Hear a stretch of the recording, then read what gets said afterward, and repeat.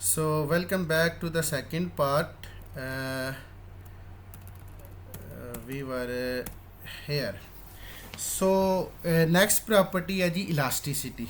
Steel behave closer to design assumption than most of the other material because it follows Hooke's laws to fairly high stresses. तो Hooke's law क्या कहता है जी कि stress produce remains proportional to the strain applied to the stress strain और the stress strain diagram remains a straight line. ठीक है जी। तो इसी तरह the steel section do not crack और tear before ultimate load and hence the moment of inertia of a steel structure can be definitely calculated. ये दो चीज़ें होगी। तीसरा है ductility and warning before failure. तो इसके लिए आपको सबसे पहले इसकी स्ट्रेस स्ट्रेन डायग्राम देखनी पड़ेगी। ठीक है जी। तो यहाँ पे देखें up to yield strength, up to sufficient high strength, ये जो ग्राफ है ये इसका लीनियर होता है। ठीक है जी। तो यहाँ तक तकरीबन इसका जो हुक्स लॉ है वैलिड रहता है। ठीक है जी। तो ये एग्जाम्पशन भी है। इसी तरह स्टील स्ट्रक्चर में अल्टीमेट लोड से पहले फ्रैक्चर नहीं होता। ठीक है जी। तो ये अल्टीमेट लोड है, उसके बाद जाके कहीं पे फ्रैक्चर आता है। ठीक है। तो ये दो चीज़ें हैं। ठीक है। इसी तरह देखें अब जो आप नॉर्मली जो मोमेंट ऑफ इनर्शिया फाइंड करते हैं दैट इज़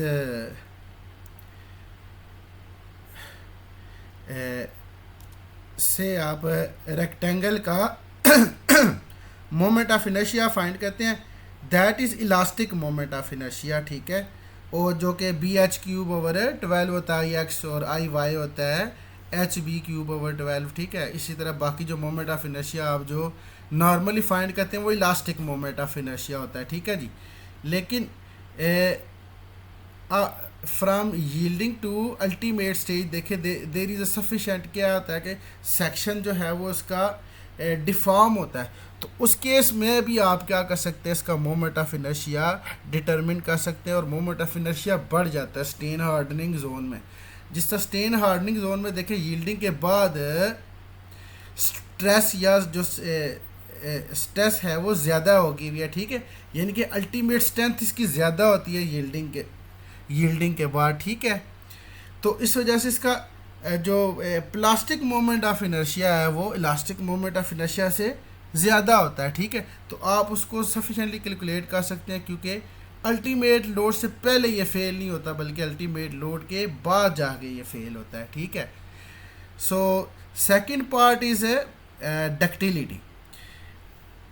डक्टिलिटी कहता है जी the property of a material by which it can withstand extensive deformation without failure under high tensile stress is said to be its ductility.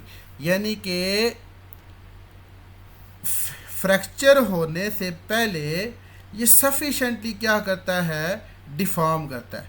ये बहुत ज़्यादा deform करता है। ये देखें ये फ्रैक्चर पॉइंट है और ये इसका यील्डिंग पॉइंट है। यील्डिंग से लेके फ्रैक्चर तक आप ये अगर एरिया ऑफ द ग्राफ देखें तो स्ट्रेस स्ट्रेन का एरिया ग्राफ क्या होगा, stress multiply by strain which will be equal to energy absorbed in the material per unit volume. ठीक है जी। तो आप देखें ये एरिया अच्छा खासा कितना बड़ा एरिया अवेलेबल है आफ्टर यील्डिंग। ये जो आपको एरिया अगर आपको नज़र आ रहा होगा, ठीक है, तो इट मीन्स कि ये सफिशेंटली डक्टाइल मटेरियल है। ठीक है जी। तो जो एरिया अंडर द कर्व है ये मैथमेटिकली आपको बता दें कि डक्टिलिटी कितनी ज़्यादा है। ठीक है जी। तो यानी कि यील्डिंग के बाद भी क्या करेगा, ये फेल नहीं करेगा बल्कि सफिशेंटली डिफॉर्म करेगा। डिफॉर्म होता रहेगा होता रहेगा होता रहेगा, बहुत देर बाद जाके ये क्या करेगा, फ्रैक्चर करेगा, ब्रेक हो जाएगा। ठीक है। तो इट मीन्स ये आपको सफिशेंट वार्निंग देगा before failure. So mild steel is very ductile. Mild steel जिसमें कार्बन कंटेंट थोड़ा कम होता है, ठीक है, इसकी स्ट्रेंथ थोड़ी सी कम होती है लेकिन इसकी डक्टिलिटी बहुत ज़्यादा होती है। ठीक है। तो ये जो ग्राफ आपको मैंने दिखाया है that is of mild steel और आप देख सकते हैं कि आफ्टर यील्डिंग कितना ज़्यादा एरिया अंडर द ग्राफ है। जितना ये एरिया अंडर द ग्राफ ज़्यादा होगा, डक्टिलिटी उतनी ज़्यादा होगी, ठीक है जी। तो mild steel very ductile material, the percentage elongation of the standard tension test specimen after fracture can be high as 25 to 30%। यानी कि जो 1 फीट जो आप लेंथ रखते हैं ना मशीन के अंदर बार की, तो ये एक्सटेंड होके 15-16 इंच तक चली जाती है बिफोर फेलियर, ठीक है। तो यानी कि सफिशेंटली क्या करता है, डिफॉर्म करता है। दिस गिव विजिबल डेफिलेक्शन और evidence of impending failure in case of overloads. तो विजिबली आपको पता चलेगा कि ये डिफ्लेक्ट कर रहा है, ठीक है, ओवरलोड है। तो आप या तो वैक्यूएट कर सकते हैं या लोड को आप क्या कर सकते हैं रिमूव कर सकते हैं, ठीक है। तो सफिशिएंट वार्निंग देता है ये before failure. The extra load may be removed from the structure to prevent collapse. Even if collapse does occur, time is available for occupants to vacate the building. In structural members under normal loads, high stress concentration develop at various points. The ductile nature of the usual structure steel enables them to yield locally at those points, thus redistributing the stresses and preventing a premature failure. होता क्या है yielding के case में, मैं आपको ये बताता हूँ कि जब यील्ड करता है ये, इसकी मैं आपको ना डायग्रामेटिकली मैं आपको एक्सप्लेन करता हूँ, ठीक है जी। से ये एक स्टील है का मेंबर है या प्लेट है, ठीक है जी।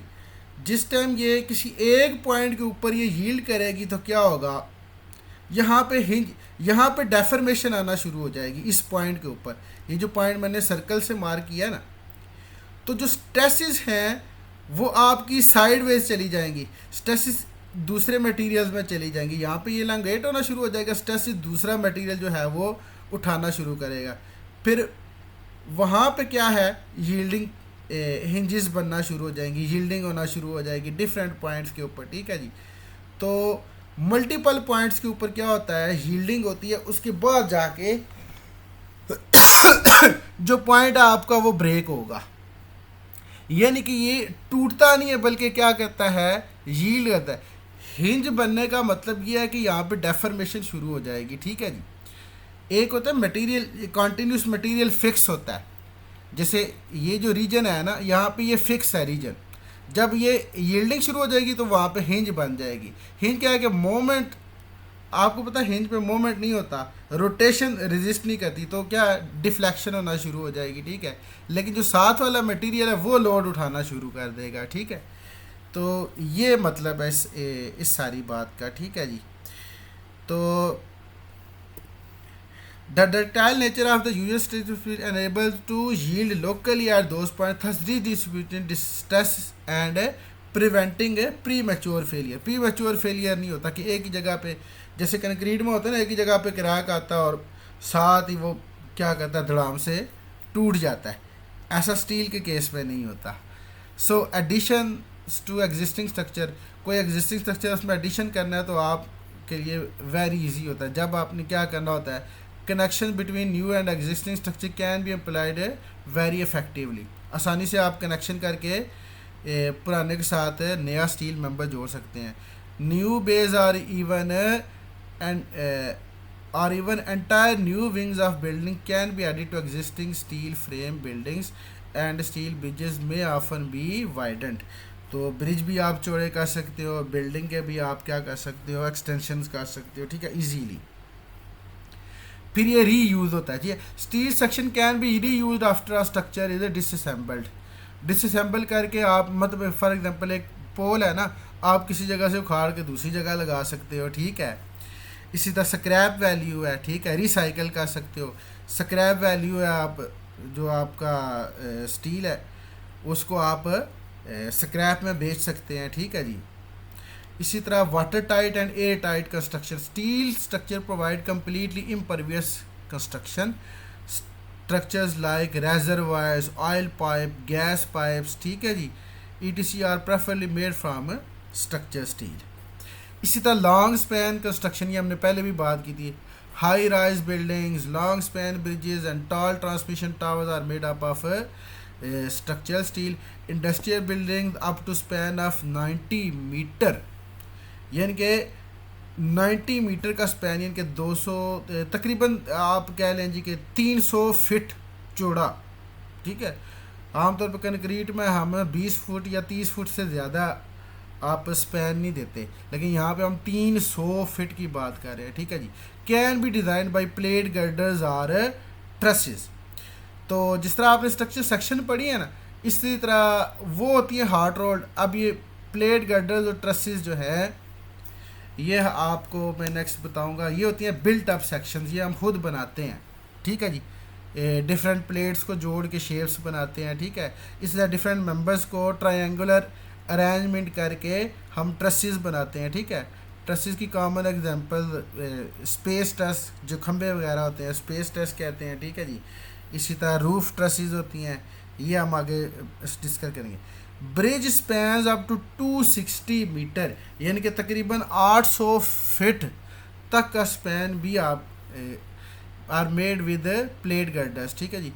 फॉर थ्रू ट्रस ब्रिज, ठीक है जी, spans of 300 metre have been used. तो थ्रू ट्रस ब्रिज, ब्रिज की दो शेप्स होती हैं, ठीक है जी। एक होता है डेक ब्रिज, दूसरा होता है थ्रू ब्रिज, ठीक है जी। यहाँ पे हम लिखते हैं जी difference between through and deck truss bridge. So जिसमें ना आपको इसका मेन स्ट्रक्चर एलिमेंट विजिबल होता है, डेक नीचे होता है और स्ट्रक्चरल एलिमेंट्स ट्रस हैं ऊपर होते हैं, ठीक है। तो जब आप ड्राइव करते हैं तो आपको स्ट्रक्चरल एलिमेंट नज़र आते हैं, ठीक है। तो वो होता है जी थ्रू ब्रिज। और डेक ब्रिज में क्या होता है कि डेक ऊपर होता है और स्ट्रक्चरल एलिमेंट्स नीचे होते हैं। तो जब आप ड्राइव करते हैं तो स्ट्रक्चरल एलिमेंट्स आपको नज़र नहीं आते, that is called deck bridge, ठीक है जी।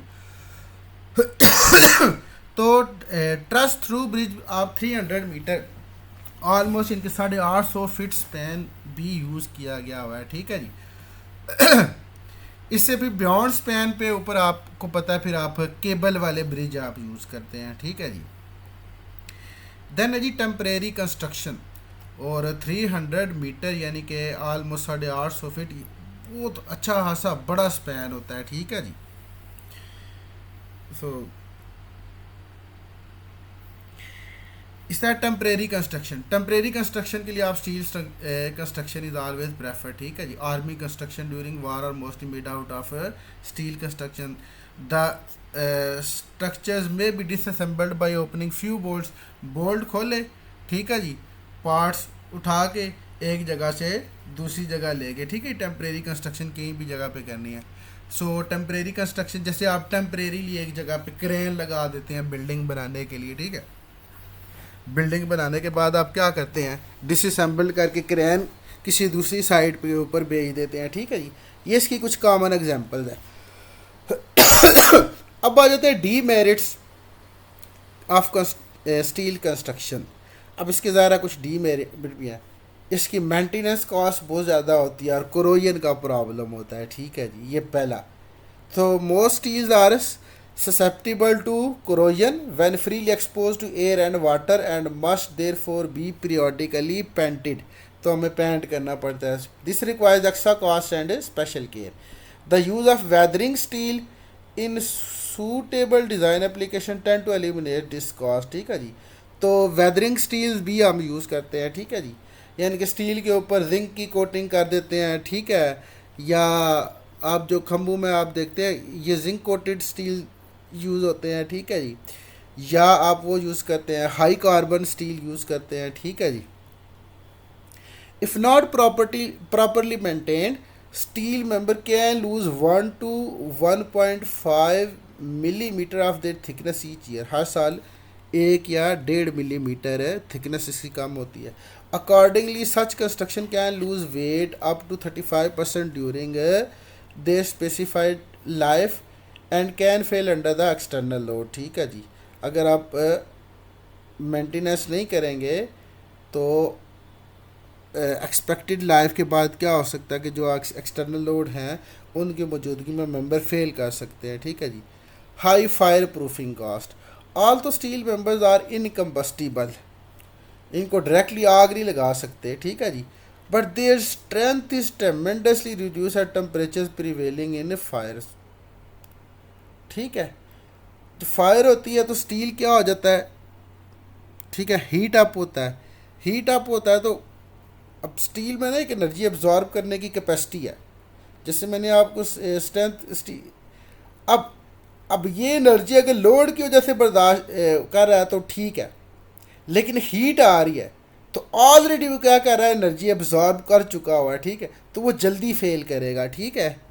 हीट के केस में हीट अप होगा तो स्टील क्या हो जाता है, और एट हाई टेम्परेचर स्टील पिघल भी सकता है, ठीक है जी, या उसमें क्या हो जाता है कि यील्डिंग शुरू हो जाती है, ठीक है, स्टील सॉफ्ट होना शुरू हो जाता है, ठीक है।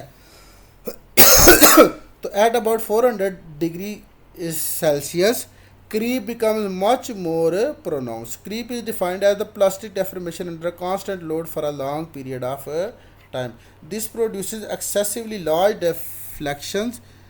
deformations of main members, forcing the other members to higher stresses or even to collapse. ठीक है जी।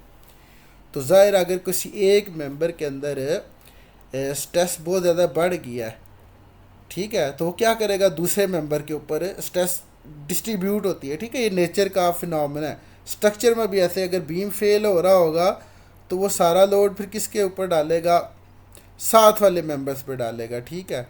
तो इसी तरह फिर वन बाय वन करके फिर सारे क्या करते हैं, कोलैप्स करते हैं, ठीक है जी। तो एक्सेसिव लार्ज डिफ्लेक्शन होंगी तो फिर आपके जो कंजेक्टिव मेंबर होंगे, जो साथ उसके दूसरे मेंबर होंगे, वो भी फेल करना शुरू हो जाएंगे, ठीक है। Steel is an excellent conductor of heat, तो अगर बिल्डिंग के एक पार्ट में अगर फायर लगी है तो वो हीट बिल्डिंग के दूसरे कोने तक भी वो ट्रांसफ़र करेगा, ठीक है जी, from burning compartment of a building to start fire in other parts of the building, ठीक है। तो extra cost is required to properly fireproof the building. Susceptibility to buckling, buckling is a type of collapse of the member due to sudden large bending caused by a critical compressive load. The steel section usually consists of a combination of thin plates, ठीक है, basically प्लेटें ही होती हैं ये, ठीक है, ये flange की प्लेट है, वेब की प्लेटें हैं, ठीक है, हार्ड रोल्ड है चाहे कोल्ड फार्म्ड है, जिस तरह से भी है तो एक तरह से प्लेटें ही है ना ये। तो ये क्या करती है, बकलिंग कर सकती है, ठीक है जी, ये बहुत बड़ा प्रॉब्लम है। The steel section usually consist of combination of thin plates, further the overall steel member dimensions are also smaller than reinforce concrete member, इसकी स्मॉलर तो इफ़ दी सिलेंडर, तो स्टील के जो मेंबर्स होते हैं वो सिलेंडर होते हैं, पतले होते हैं, ठीक है, लेंथ की निस्बत इनका जो क्रॉस सेक्शन होता है बहुत कम होता है, थिन होता है, ठीक है जी। So there are greater chances of buckling. So ये लोकल बकलिंग की एक एग्जांपल है, ठीक है, इसमें ये फ्लैंज भी बकल हुआ हुआ है, ठीक है, बैंड हुआ हुआ है, ठीक है, और फिर वो साथ उसके वेब भी बकल हुआ हुआ है, ठीक है जी, बैंड हो, ये बेसिकली बेंडिंग हो जाती है मेंबर के अंदर ही। So sometimes steel when used for column is not very economical because considerable material has to be used merely to stiffen the column against buckling. तो बकलिंग के केस में समटाइम्स साइज बढ़ाना पड़ता है, ठीक है, तो ये आप पढ़ेंगे भी आगे मेंबर्स में। तो कई जगह से बकलिंग की वजह से आपको साइज़ बढ़ाना पड़ता है और कॉस्ट बढ़ती है आपकी। इसी तरह इनिशियल कॉस्ट बहुत ज़्यादा होती है और लेस अवेलेबिलिटी होती है, जैसे हमारा कंट्री है, ठीक है, तो steel is not available in abundance, ठीक है, महंगा भी बहुत है इसीलिए, ठीक है, hence its initial cost is very high compared with the other structure materials. This is the most significant factor that has resulted in the decline of steel structures in these countries. तो इसी वजह से हम steel structure बहुत कम use करते हैं। कहाँ पे यूज़ करते हैं? जहाँ पे हमें लार्ज स्पैन स्ट्रक्चर बनाना होता है, अदरवाइज हम यहाँ यूज़ नहीं करते। ठीक है। Aesthetics, for certain types of building the steel form is architecturally preferred. ठीक है जी। तो देखो मार्की में आपने वो नीचे पर्दे लगाए होते हैं, छुपाया होता है। ठीक है।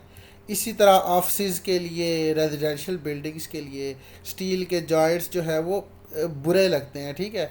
तो आपको फॉल सीलिंग्स और फसाड और क्लैडिंग वगैरह प्रोवाइड करनी पड़ती है। ठीक है, उसको कवर करने के लिए, जिसकी वजह से आपको ज़्यादा कॉस्ट पड़ती है।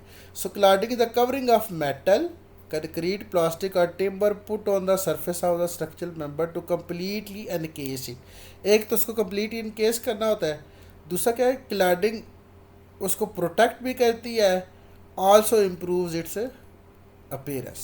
ठीक है जी। तो ये कुछ है उसके डीमेरिट्स। अब आ जाते हैं कुछ यूनिक एस्पेक्ट्स होते हैं स्टील कंस्ट्रक्शन के यानी कि ऐसी चीज़ें जो बाकी आप स्ट्रक्चरल बाकी मटेरियल की कंस्ट्रक्शन में आप विटनेस नहीं करते। Procurement and management of structure steel is similar to other materials but there are some unique aspects to steel construction. Steel is fabricated off site. ठीक है, साइट पे नहीं बनाया जाता बल्कि फैक्ट्री में बनाया जाता है। ठीक है जी। ये लेफ़्ट साइड पिक्चर आपको बता रही है कि फैक्ट्री में ये बनता है। ठीक है जी। On site erection is rapid process. तो ऑन साइट इसकी जो इरेक्शन होती है वो बहुत तेज़ी से होती है। ठीक है, क्रेन आपको चाहिए, उसके बाद अपने मेंबर को क्या करना है, प्लेस करके असेंबल करना है, कनेक्शन करना है, that's it. This gives use of structure steel some scheduling advantages. तो इसके स्केजुअलिंग एडवांटेजेस होते हैं। So coordination of all parties is essential for achieving potential advantages. तो ये AISC 1999 का कोड कहता है हमें। ठीक है जी।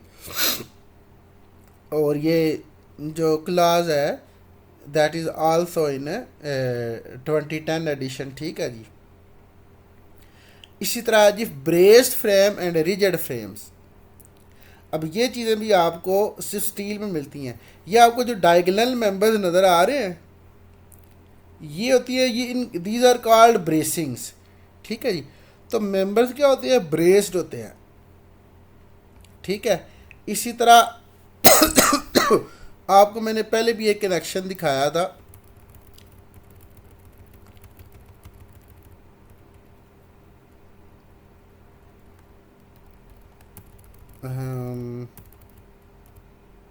ये आप स्टिफनेस की प्लेटें देख रहे हैं, ये बीच में जो लगी हुई हैं ये। ठीक है, ये वर्टिकल प्लेट्स मेंबर्स के अंदर। तो ये इनको बोलते हैं स्टिफनर्स। ये भी यूनिक एस्पेक्ट है, ये स्टील कंस्ट्रक्शन ही में आप देखते हैं। ठीक है जी। तो इस तरह स्टिफ मेंबर्स और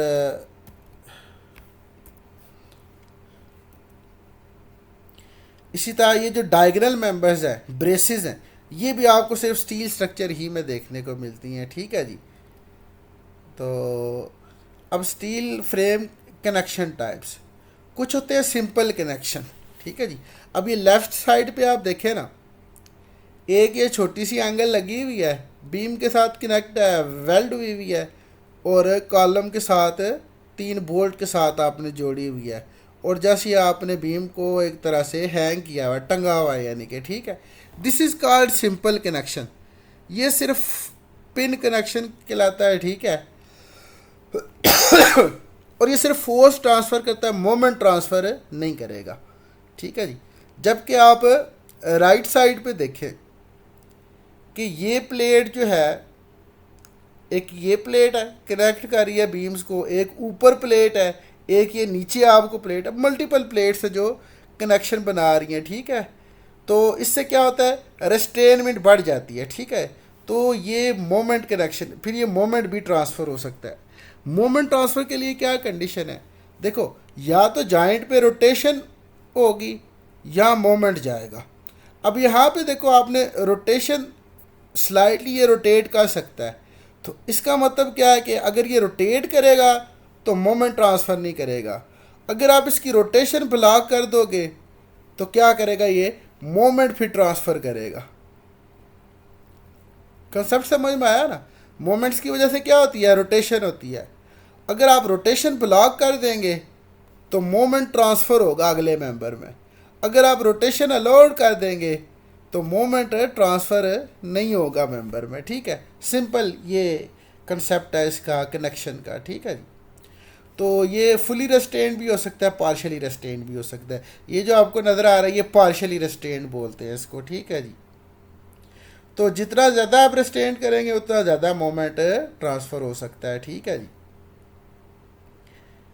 तो वो डिपेंड करता है कि जो बीम्स है, कॉलम्स हैं, इनके अपने साइजेस क्या हैं, इनकी अपनी स्टिफनेस क्या है और कनेक्शन किस तरह का है। ठीक है जी।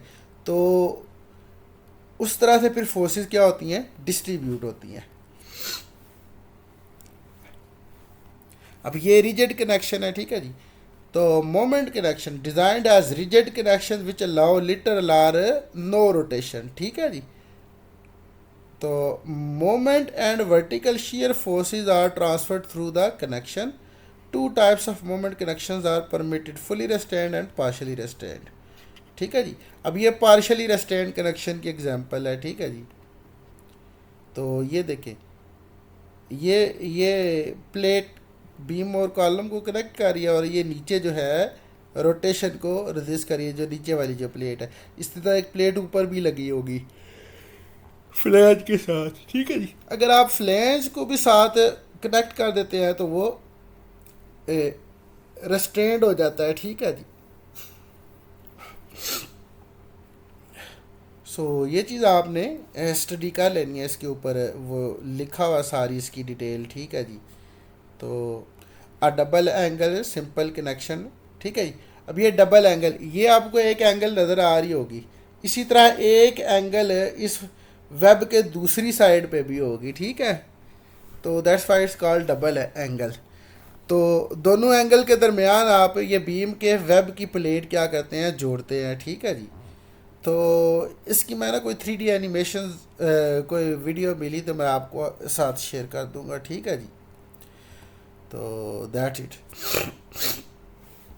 रिजिड फ्रेम्स ये आपको नज़र आ रहे होंगे। ठीक है जी।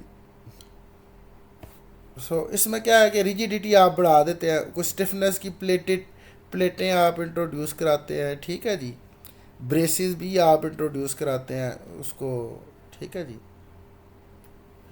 Rigid frame generally cost more than braced frames. ठीक है जी। तो ब्रेस फ्रेम जो है वो सस्ते पड़ते हैं। ये देखें क्रॉस ब्रेसिंग है। ठीक है जी। तो connection for X bracing are located at beam to column joints. ठीक है जी। बीम और कॉलम के जॉइंट्स पे ये होती हैं। ठीक है जी। Bracing connection may require relatively large gusset plates to the at the beam to column joint. ठीक है जी। The restriction of space in these areas may have an impact on the mechanical and plumbing system as well as some architectural features. तो ये architecture features और plumbing और mechanical जो systems हैं वो इस वजह से डिस्टर्ब हो सकते हैं। ठीक है। तो उस वजह से आप ब्रेसिंग को रिस्ट्रिक्ट भी कर सकते हैं। ठीक है जी। तो ये आपको क्रॉस मेंबर नज़र आ रहा होगा। ठीक है। तो ज़रा बीम और कॉलम पहले से जुड़े हुए हैं, तो इस क्रॉस मेंबर को जोड़ने की जगह नहीं है, तो फिर क्या करना पड़ेगा, एडिशनल प्लेट गसेट प्लेट लगानी पड़ेगी।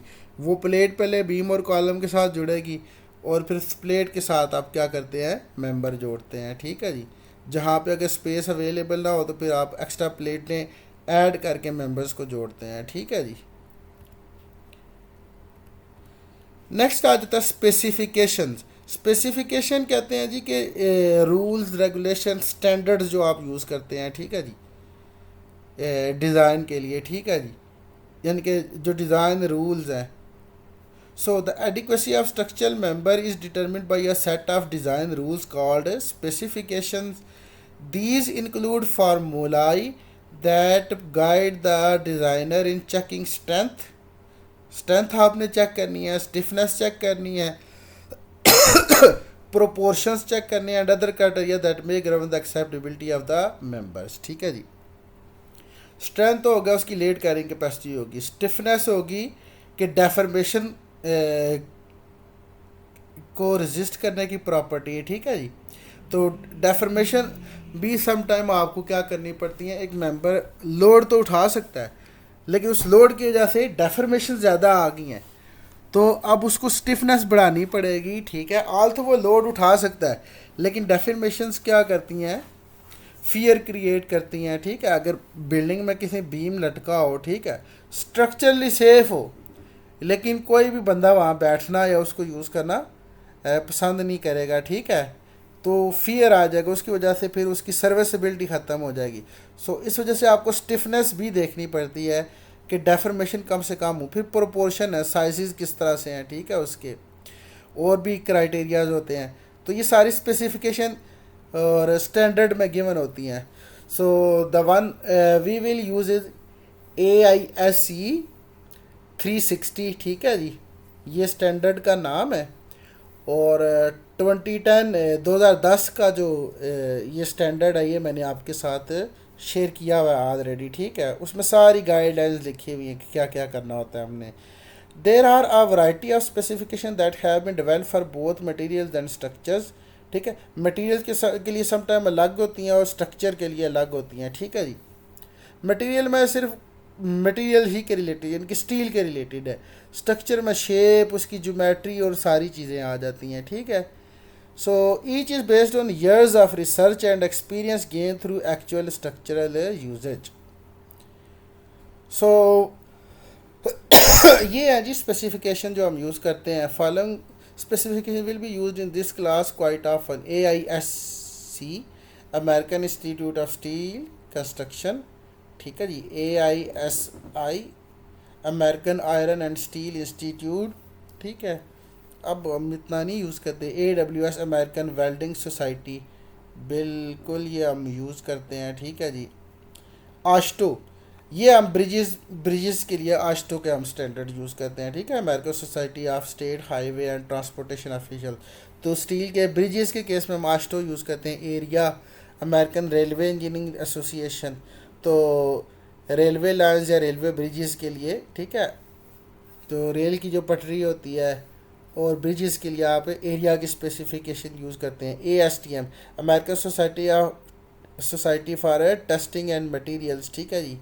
अब ये जो है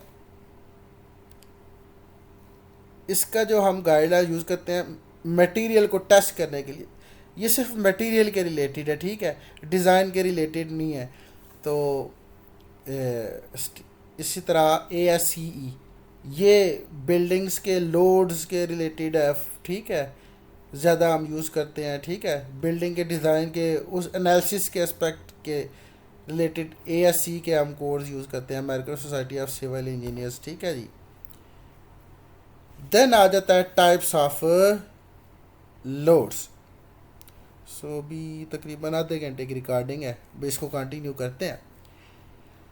तो there are various types of loads. One is dead load, it almost retains its magnitude and point of application throughout the life of the structure and is denoted by D. Dead load हमेशा एक ही जगह पे पड़ा रहता है, ठीक है, उसकी मैग्नीट्यूड भी वही रहती है और जो जिस जगह पे वो लोड लगा होता है जिस पॉइंट पे उसी पॉइंट पे रहता है, ठीक है, उसकी पोजीशन भी वही रहती है, मैग्नीट्यूड भी और डायरेक्शन भी वही रहती है, ठीक है जी। This load is usually the self weight of the structures, ठीक है जी। यानी कि बीम है ना, तो बीम का अपना वेट डेड लोड है। अब बीम के ऊपर जो स्लैब है वो भी पड़ी हुई है, वो भी डेड लोड आएगा। स्लैब के ऊपर जो आपका फ्लोर फिनिशेस हैं जो परमानेंटली मौजूद है वो भी डेड लोड में आएंगे। इसी तरह अगर फिक्स फर्नीचर है यानी कि जो जिसको आप बाद में मूव नहीं करेंगे, जो फिक्स फर्नीचर है वो भी डेड लोड है, ठीक है। अगर मूवेबल है तो वो दूसरी टाइप आ जाती है, दैट इज़ लाइव लोड, ठीक है जी। इस तरह ह्यूमन लोड जो है वो लाइव लोड में आता है, ठीक है जी, ऑक्यूपेंट्स का जो लोड होता है, ठीक है। इसी तरह फिक्स अप्लायंसेस हैं, ठीक है, मशीनें वगैरह अगर आपने फिक्स की हुई हैं तो वो डेड लोड होगा, अगर मूवेबल है तो लाइव लोड होगा। डेड लोड और लाइव लोड ये होते हैं हमेशा ग्रेविटी की डायरेक्शन में है, ठीक है जी। मैग्नीट्यूड डायरेक्शन इनकी चेंज नहीं होती, ठीक है, हमेशा ग्रेविटी डायरेक्शन में रहेंगे, ठीक है जी। और मैग्नीट्यूड में और डेड लोड की चेंज नहीं होती, लाइव लोड की चेंज हो सकती है, लेकिन लाइव लोड क्या होता है, उसकी पोजीशन चेंज होती रहती है, कभी एक जगह होता है कभी दूसरी जगह अप्लाई होता है, ठीक है। That's why it's called live load. The load due to persons occupying the structure and their belonging. तो लाइव लोड को हम एल से रिप्रेजेंट करते हैं, डेड लोड को डी से रिप्रेजेंट करते हैं, ठीक है जी। In case of bridges live load consist of weight of vehicle moving over the bridge. तो इस ह्यूमन लोड है या मूवेबल फर्नीचर है, ठीक है जी, या मूवेबल अप्लायंसेस का लोड होता है, ठीक है जी। इसी तरह इंडस्ट्रियल मशीनरीज होती हैं, ठीक है, लाइव लोड कंसीडर होता है, ठीक है, उनका भी अगर मूवेबल है फिक्स है तो dead load. Typical values for common occupancy types are given in next slides, ठीक है जी। तो ये ऑक्यूपेंसी और यूज़ है उसके लिए वो लाइव लोड बताते हैं जी कि कितना होगा प्रेजेंट आपका, ठीक है। तो ये ह्यूमन और फर्नीचर्स वगैरह की वजह से कितना लाइव लोड आ सकता है, ठीक है जी। प्राइवेट अपार्टमेंट्स है, स्कूल क्लासरूम है तो 200 आ सकता है, ऑफिस में 250 तक आ सकता है, ठीक है जी। इसी तरह फिक्स सीट्स है, असेंबली हॉल है, लाइब्रेरी रीडिंग रूम्स है तो 300 हो सकता है। कॉरिडोर्स में जहाँ पे रश ज़्यादा होता है तो 400। मूवेबल सीट्स असेंबली हॉल है, ठीक है, 500, ठीक है जी। होल सेल स्टोर्स है, लाइट स्टोरेज वेयर हाउसेज है तो 600 तक जा सकता है। किलोग्राम 1 मीटर स्क्वेयर में, ठीक है जी, 1 स्क्वेयर मीटर में ये इतनी किलोग्राम आपका लाइव लोड आ सकता है, ठीक है। तो ये आपने स्टडी कर ले रहे हैं, तो ये गाइडलाइंस आपको मिल जाती हैं बिल्डिंग डिज़ाइन करते वक्त, ठीक है जी। इसी तरह है self load, this is type of dead load. Self load dead load ही होता है, ठीक है जी, which is due to the self weight of the member to be design. For design a reasonable value of self load depending on past experience is assumed in the start, which is then compared with the actual self weight at the end। तो कोई भी member design करेंगे तो उसका आपको exact section तो नहीं पता होगा स्टार्ट में, तो उसका सेल्फ वेट आपने एज्यूम करना है और एंड पे आपने फिर कंपेयर करना है कि जो मेंबर आया उसका जो वेट है क्या वो जो आपने एज्यूम किया था सेल्फ वेट उससे ज़्यादा है या कम है। अगर उससे कम है ओके है, ज़्यादा है तो फिर आपको कैलकुलेशन में भी रिवाइज करनी पड़े, ठीक है। Correction in design are made if necessary. Other types of loads are wind load, earthquake loads, water and earth retaining loads and temperature loads, ठीक है जी। तो earthquake loads आप डिटेल में पढ़ेंगे फाइनल ईयर में, ठीक है जी। wind loads हम लैब में इसको डिस्कस करेंगे विंड लोड्स, तो उसके अगेंस्ट हम डिज़ाइन भी करेंगे, ठीक है इसको। तो मेनली डेड लोड और लाइव लोड यहाँ पे हम डिस्कस करेंगे, ठीक है जी। इसी तरह वाटर है एंड अर्थ रिटेनिंग लोड्स भी होते हैं, ठीक है जी, वो भी आप उसका भी लोड्स के मतलब इंशाल्लाह हम एक इंट्रोडक्टरी लेक्चर रखेंगे नेक्स्ट। फिर है जी इम्पोज या सुपर इम्पोज्ड लोड, ठीक है जी। जिस तरह से है ना डेड लोड में एक होता है सेल्फ लोड, सिर्फ अपना वजन होता है, तो अपने से जो ऊपर जितना भी वजन है that is called dead load, that is called impose या super impose load. This term is use for all external load living the self weight. Self weight को छोड़ के बाकी जितना भी लोड है that is called super impose load acting on the member to be design. This includes live load, wind load, earthquake load, part of dead load may also act as a impose load. फिर आता है जी service load. Service load होता है the maximum intensity of load expected during the life of the structure depend upon a certain probability of occurrence is called service load. कि maximum load कितना आ सकता है, ठीक है जी, जितना आ सकता है वो वैल्यू आपने लेनी है that is called service load. उसके साथ कोई फैक्टर नहीं आपने अप्लाई करना, ठीक है जी। जो आपने लिया ना, से आपने कहा जी कि मेरा लाइव लोड एल है और डेड लोड डी है, अगर ये दो ही लोड सिर्फ आ रहे हैं तो एल प्लस डी क्या होगा जी, is called service load.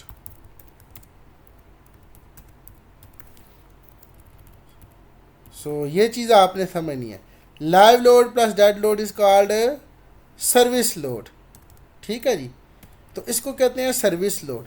Service load कहाँ यूज़ करते हैं, मेंबर्स की डेफर्मेशंस जहाँ पे आप कैलकुलेट करते हैं, ठीक है।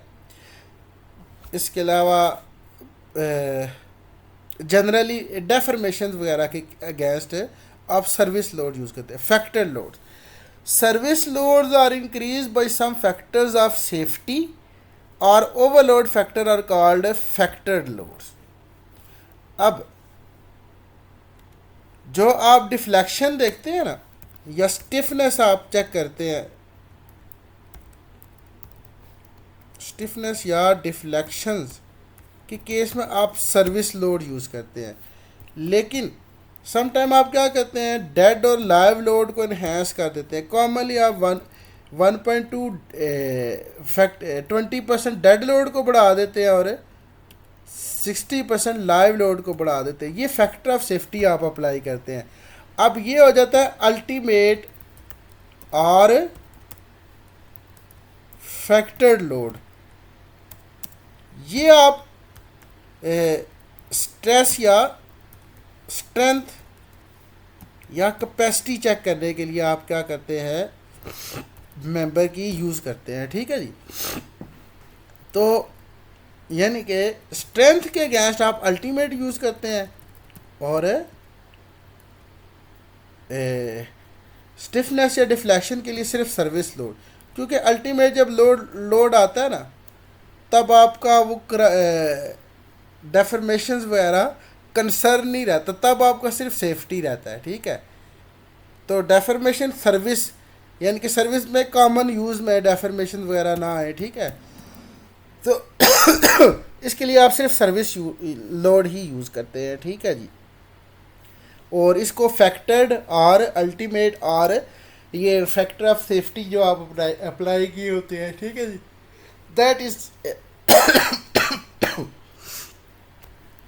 तो ये आप स्ट्रेंथ वगैरह चेक करने के लिए, मेंबर की कैपेसिटी चेक करने के लिए फैक्टर्ड लोड यूज़ करते हैं। सो नेक्स्ट आ जाता है जी मैकेनिज्म ऑफ लोड ट्रांसफ़र। बस 2 स्लाइड रह गई हैं। The gravity load passes from top to bottom through all the members of the structure until it reaches the underneath soil. The load acts at the floor finish, goes to the underneath slab and transfers to the beams and walls. This is then accumulated in the columns, moves to the foundations and then finally dissipates in the soil. The terms member and supports are defined relative to each other. एक दूसरे के लिए relative होते हैं, ठीक है जी। जैसे beam है ना, तो बीम के लिए कॉलम क्या है, एज अ सपोर्ट एक्ट करता है, ठीक है। इसी तरह बीम जो है स्लैब के लिए एज अ सपोर्ट एक्ट करता है, ठीक है। तो ये रिलेटिव टू ईच अदर होती हैं। So there are no separate supports in the structure as is normally seen in the structure analysis book. तो ये नहीं कि आप सपोर्टें प्रोवाइड करते हैं डिफरेंट जगह पे, ऐसा नहीं होता, ठीक है। एक मेंबर दूसरे मेंबर को क्या करता है, सपोर्ट प्रोवाइड करता है, ठीक है। उनके दरमियान कनेक्शन या वो उसकी रिजिडिटी बताती है कि वो किस तरह की सपोर्ट उसको प्रोवाइड करेगा, ठीक है। पार्शली प्रोवाइड करेगा, फुल प्रोवाइड करेगा, या एज अ पिन या रोलर सपोर्ट उसको सपोर्ट प्रोवाइड करेगा, ठीक है जी।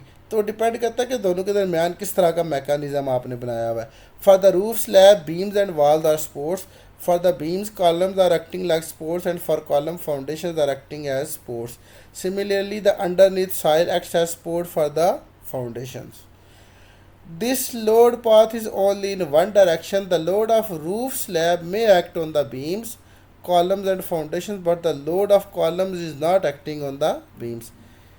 Similarly the load of foundation can not act on the columns. सही है, ये चीज़ें आपने याद रखनी है डिज़ाइन करते वक्त। तो लेक्चर 1 यहाँ पे हमारा एंड हो जाता है। ठीक है जी, सो रिकॉर्डिंग हम क्लोज़ करते हैं। अल्लाह हाफिज़।